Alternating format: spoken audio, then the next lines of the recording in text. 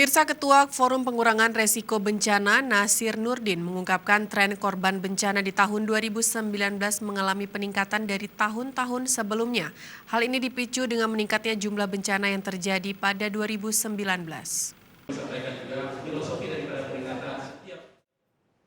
Hal itu dikemukakan Ketua Forum Pengurangan Resiko Bencana Provinsi Aceh Nasir Nurdin dalam diskusi catatan akhir tahun FPRB di Aula PWI Aceh Rabu pagi tadi.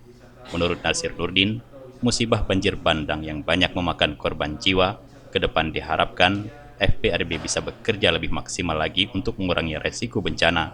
Hal ini menjadi tantangan besar bagi FPRB Aceh ke depannya, sebab tugas FPRB adalah untuk mengurangi jumlah korban akibat bencana. Dijelaskan Nasir, ada 13 FPRB kabupaten kota terbentuk di Aceh selama kurun waktu 2019 dan ditargetkan pada 2020 seluruh kabupaten kota sudah ada forum PRB sehingga kampanye pengurangan resiko bencana bisa terus ditekan. Yang menjadi fokus forum PRB adalah pelaksanaan kerja-kerja mitigasi pengurangan risiko. Kita berharap ketika musibah terjadi, bencana terjadi, itu bisa meminimalisir jumlah korban. Karena paradigma penanggulangan bencana sekarang ini tidak lagi pada responsif, tapi preventif.